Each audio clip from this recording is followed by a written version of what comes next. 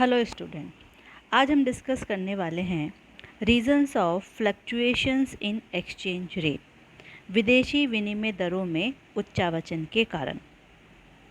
विदेशी विनिमय दर को हमने समझ लिया, इसका मीनिंग क्या होता है, ये कैसे डिसाइड्स होती है, इसकी थ्योरीज़ क्या है, इसके टाइप्स क्या है। लेकिन इसमें फ्लक्चुएशंस होते हैं, उतार चढ़ाव होते हैं, तो उसके कुछ कारण होते हैं। Normal exchange rate or long-term exchange rate tends to be stable, but actual exchange rate or short-term exchange rates go on changing.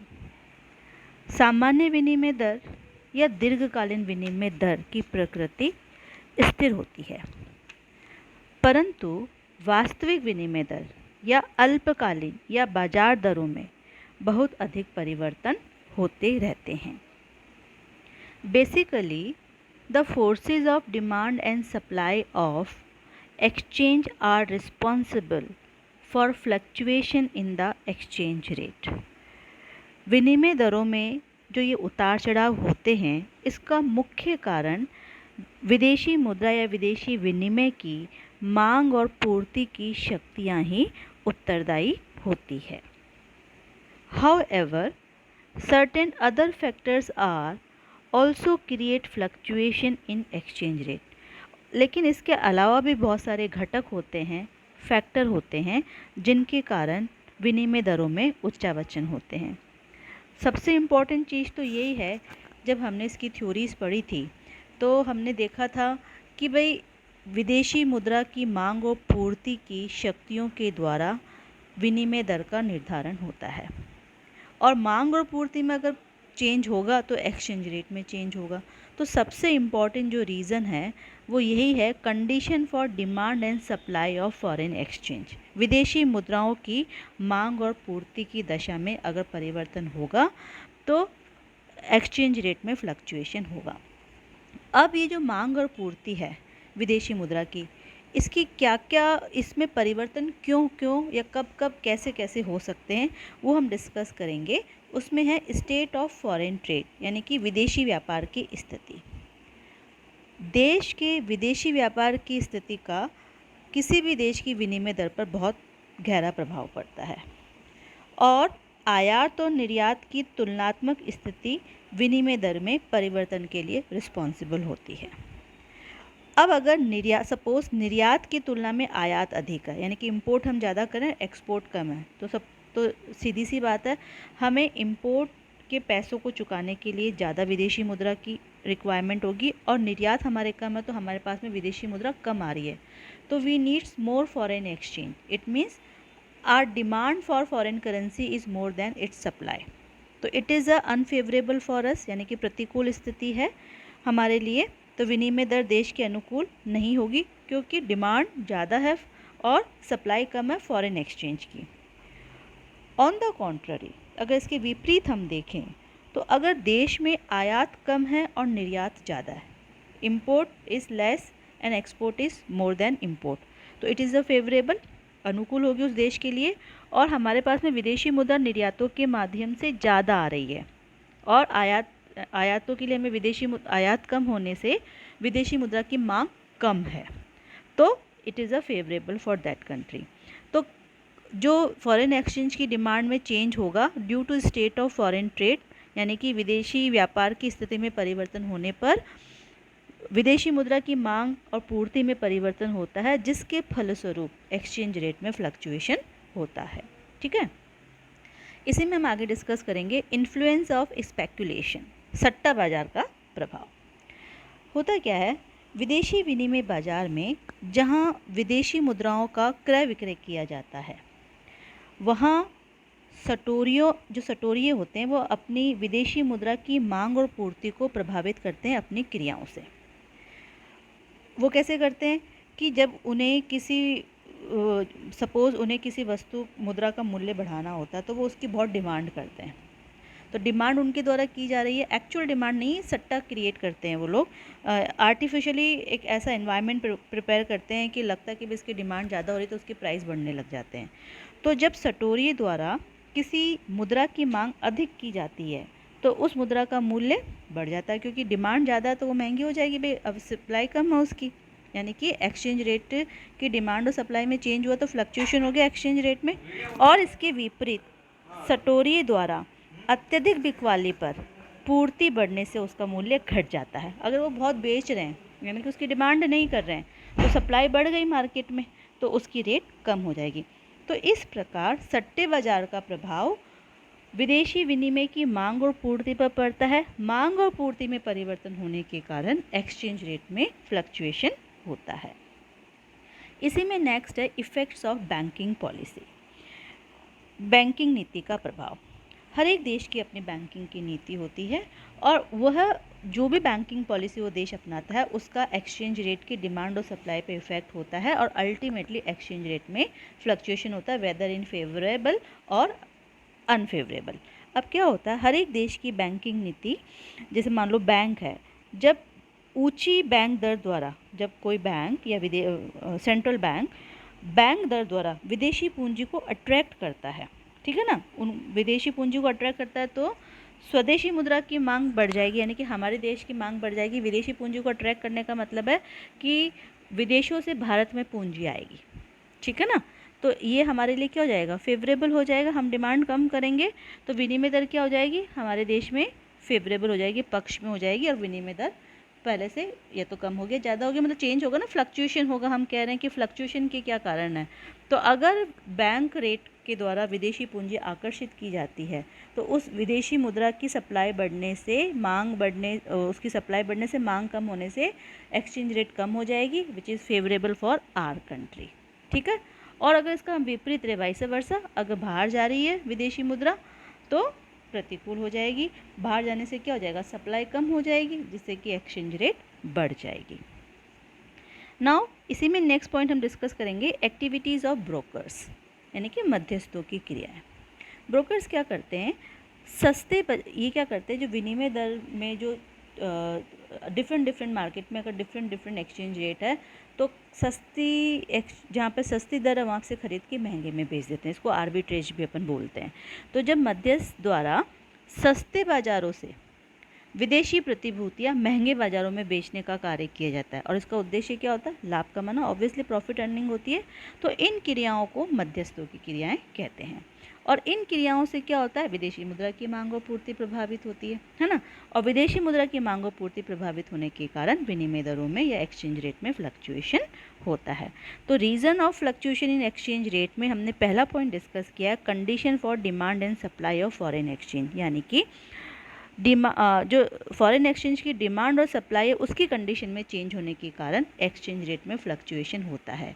और जो फॉरेन एक्सचेंज की डिमांड और सप्लाई है उसकी कंडीशन में चेंजेस क्यों होते हैं, due to state of foreign trade, due to influence of speculation, due to effects of banking policy, due to activities of brokers. Now exchange rate में fluctuation के और भी बहुत से रीज़न है, उसमें है करेंसी कंडीशन, यानी कि जिसको हिंदी में बोलेंगे चलन संबंधी क्रियाएं। करेंसी कंडीशन में तीन चीज़ें हो सकती है, इन्फ्लेशन यानी कि मुद्रा प्रसार, डिफ्लेशन यानी कि मुद्रा संकुचन, डिवैल्यूएशन यानी कि अवमूल्यन। अब क्या होता है, जब मुद्रा प्रसार की स्थिति होती है, इन्फ्लेशन होता है, तो हमें पता है इन्फ्लेशन को हम महंगाई बोलते हैं साधारण भाषा में। मुद्रा प्रसार, उसमें क्या होता है, मूल्य स्तर ऊंचा होता है, यानी कि मूल्य ज़्यादा हो जाते हैं इन्फ्लेशन में, और जो परचेजिंग पावर ऑफ मनी है वो कम हो जाती है, ठीक है ना। तो अब मूल्य ऊंचा, अगर सपोज़ कोई चीज़ पहले 75 रुपीज़ में आ रही थी, अब वो 100 में आ रही है, ठीक है। तो अगर हम कोई चीज़ महंगी हो गई, इसका मतलब तो अगर हम इंटरनेशनल ट्रेड कर रहे हैं तो हमारे एक्सपोर्ट क्या हो जाएंगे, महंगे हो जाएंगे, क्योंकि चीज़ों का उत्पादन महंगा हो गया, हमने कच्चा माल ख़रीदा वो महंगा है, तो प्रोडक्शन कॉस्ट ज़्यादा आ गई। तो निर्यात महंगे होने से क्या हो जाएगा, कोई भी महंगी चीज़ है तो उसकी डिमांड क्या हो जाती है, कम, तो निर्यात हो गए कम। और हमारे यहाँ पे स्वदेशी वस्तुएं महंगी बन रही है तो इंपोर्ट हमारे क्या लगने लगते हैं, सस्ते, तो इंपोर्ट बढ़ेंगे, तो इससे क्या होगा, हमारी एक्सचेंज रेट ऑब्वियसली विपक्ष हो जाएगी, प्रतिकूल हो जाएगी, अनफेवरेबल हो जाएगी। तो एक्सचेंज रेट में फ्लक्चुएशन होता है, और ये फ्लक्चुएशन विपरीत होता है, प्रतिकूल होता है, अनफेवरेबल होता है। अब आती है डिफ्लेशन, मुद्रा संकुचन। अगर मुद्रा प्रसार के विपरीत मुद्रा संकुचन है तो मुद्रा संकुचन में क्या होता है, डिमांड कम हो जाती है, वस्तु के मूल्य गिरने लगते हैं। और वस्तु का मूल्य कम है तो अगर हम इसको इंटरनेशनल ट्रेड में देखें तो वस्तु सस्ती है तो निर्यात सस्ते हो गए तो डिमांड बढ़ गई।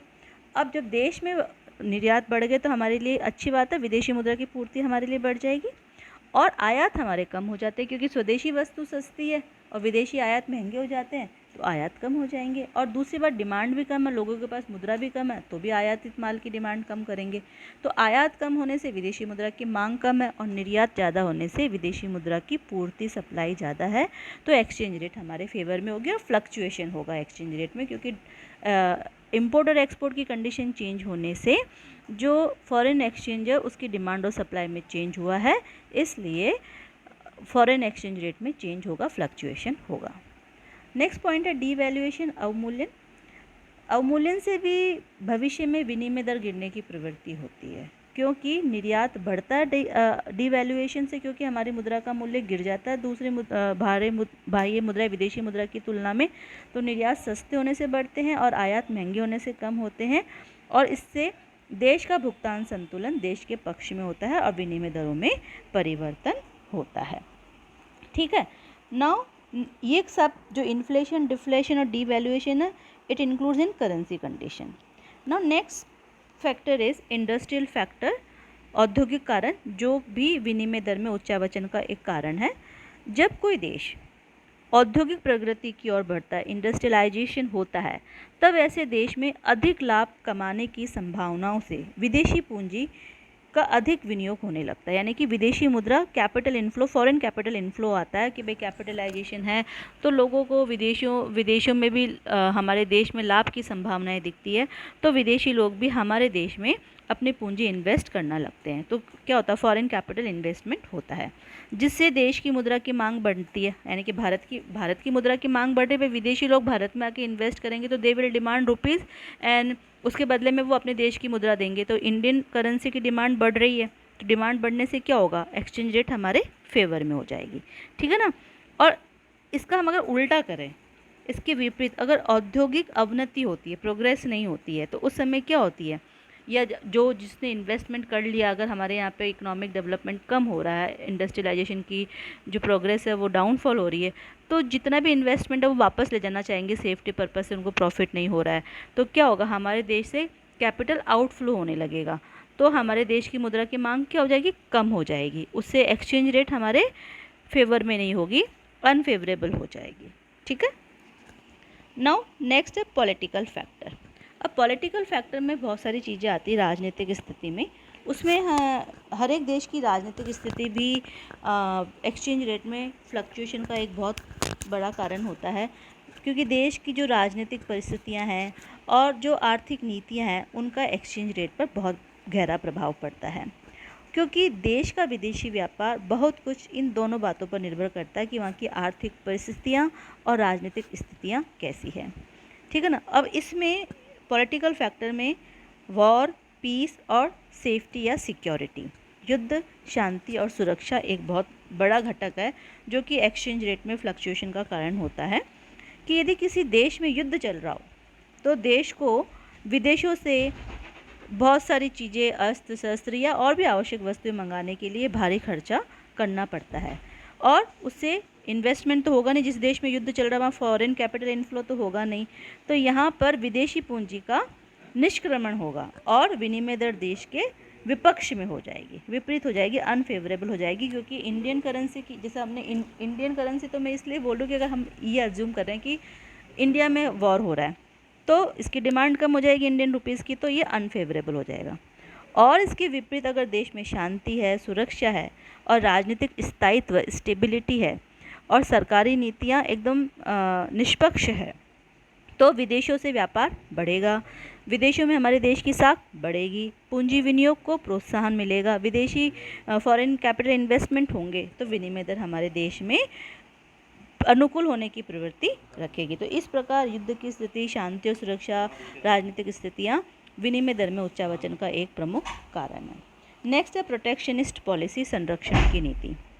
अगर सरकार आंतरिक उद्योगों के संरक्षण की नीति का अनुसरण करती है, इसका मतलब क्या हुआ कि हम चाहेंगे कि विदेशों पे हमारी निर्भरता कम हो, आयात कम हो, और हम बाहरी आयात पे ज़्यादा आयात कर लगा के उनको महंगे करें ताकि स्वदेशी वस्तुएं सस्ती और लोग स्वदेशी वस्तुओं की तरफ अग्रसर हो।